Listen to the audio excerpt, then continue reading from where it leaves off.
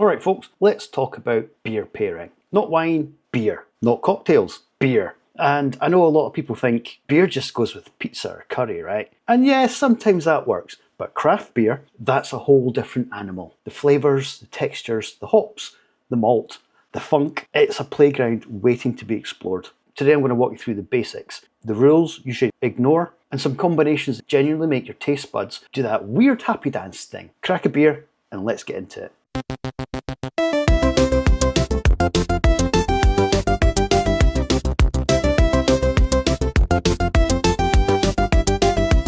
It's Monday, don't groan, don't fear. The Beard and Beer blog bloke is here. Talking nonsense, beard on show. Grab a brew and watch him go. First things first, you can't pair a beer with food if you don't know what you're working with. You've got your pale ales, your IPAs, your stouts, sours, saisons, porters, lagers, and that's just scratching the surface. Each style carries its own weight and flavour and intensity. Think of beer as a friend coming to dinner. Would you bring a strong bitter, a hazy IPA to a delicate fish supper? Probably not. But that same IPA, slap it alongside something fatty or smoky, and suddenly it's a match made in craft heaven. So rule number one, know your beer. Taste it on its own first. Get familiar with the hops, the malt, the bitterness, the carbonation. That's your base for pairing. And don't just sniff it like some pretend sommelier that thinks they know something about tannins. Drink it, taste it, learn it. Also think about the aroma of the beer. Sometimes what you could smell before sipping can hint at what food will harmonise. A citrusy note could pair beautifully with a light fish dish. A chocolate aroma? Dessert, obviously. Paying attention to smells makes a bigger difference than people realise. Next, let's talk about intensity. Heavy beer, heavy food. Light beer, light food. Seems obvious, but you'd be surprised how often this gets ignored. Pairing a 12% barrel-aged imperial stout with a Caesar salad? That's overkill. You want balance, not flavour arm wrestling. As a general rule, you want the beer to either match the intensity of the dish or deliberately contrast it in a way that's interesting. Think rich stout with chocolate dessert, that's a match. Hoppy IPA with a spicy Thai curry? Contrast. Both work, but for different reasons. And don't be afraid to experiment. Your plate is your laboratory. Try swapping styles mid-meal. Sometimes the most ridiculous combinations are the ones that work surprisingly well. A wee fun trick is to pick a beer and then think about the foods that you wouldn't usually pair with it. You might just stumble across something amazing. A crisp pilsner with grilled halloumi? Unexpectedly delightful. A tart sour with a smoked salmon?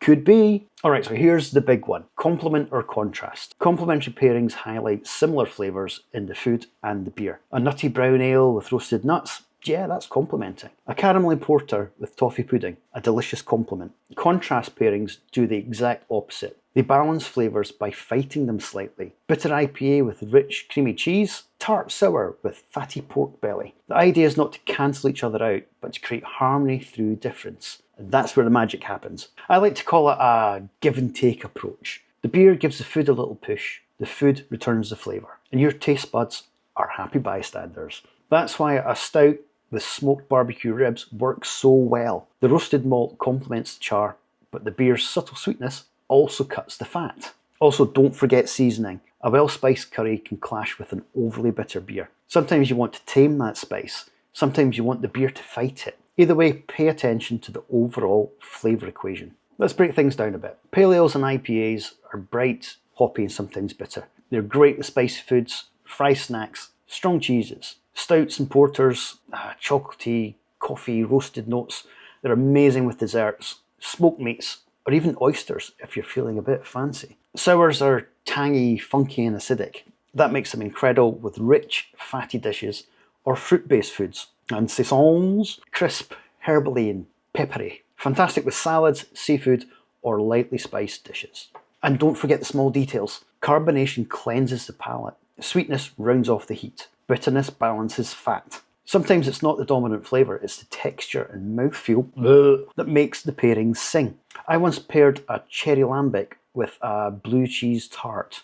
It sounds insane, but the tartness of the beer cut through the richness of the cheese, and the fruitiness, it kind of lifted the whole dish. That's the kind of pairing moment that you live for. Start simple, but keep your notes app on your phone handy. Jot down what works, what surprises you, and share it with friends. It's much more fun that way.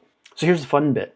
the tasting. Get a small sample of beer and taste it on its own. Then try it with the food. Notice what pops, what clashes, what makes you say, oh wow. Take notes, or don't.